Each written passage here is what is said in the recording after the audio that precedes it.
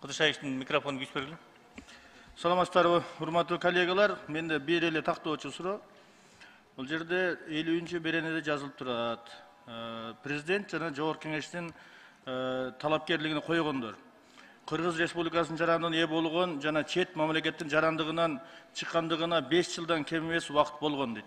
Бул 5 жыл биздин мамлекеттик гражданствону алгандан кийин 5 жылдан кийин президенттикке да катыша берет, депутатка катыша берет деген сөзбү бул кандай?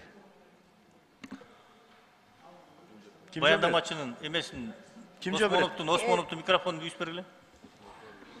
Айбек Осмоновдун телефон эмесин берсеңиз, Рахмат. тең баяндамачы болот. Рахмат. Шайырбек Кудышаевич, биринчиден бул башында биз 5 жыл деп сунуш берген элек. Алишер Ташбаевичтин сунушу менен 5 жыл 10 жылга көтөрүлдү.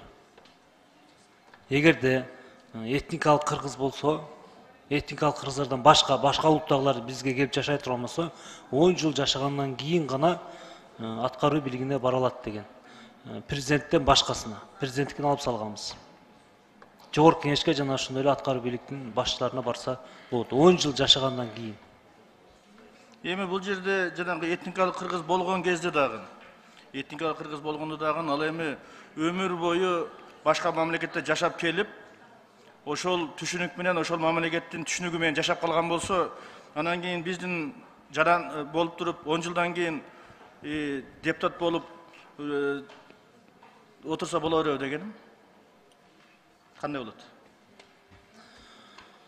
Этникалык кыргыз боло турган болсо, этникалык кыргыздарды кошпогондо, этникалык кыргыз болсо, анда бизге келип, эгерде диплому жарай турган болсо, жарандыгын алган болсо, 1 жылдан кийинки жылы уже бизге катышса болот. Мисалы Жогорку Кеңештин депутатына кандидат болсо болот. Жана ошондой эле диплом жарай турган болсо, районго аким болсо болот, жана ошондой иш жумуштарга барса болот да. Эгерде этникалык кыргыз эмес боло турган болсо, 10 жыл бизде такай жашаш керек.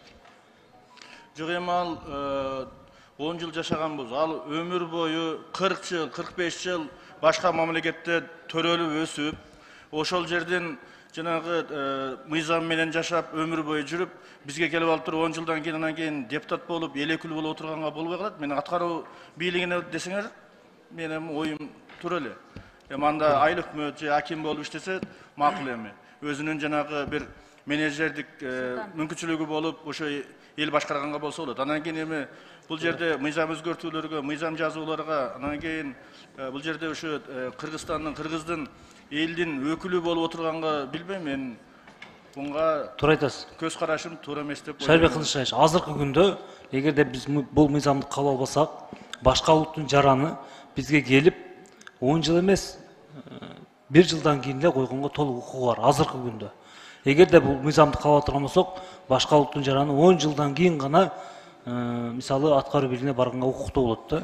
Мисалы мына Американын мыйзамында ал жерде өмүр бою жашасаңыз дагы, өмүр бою жаран болсоңуз дагы, бирок ошол жерде төрөлбөсөңүз, ал жерден президент боло албайсыз да.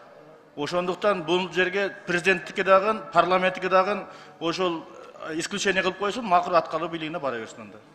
Ошону карап койсоңуздар.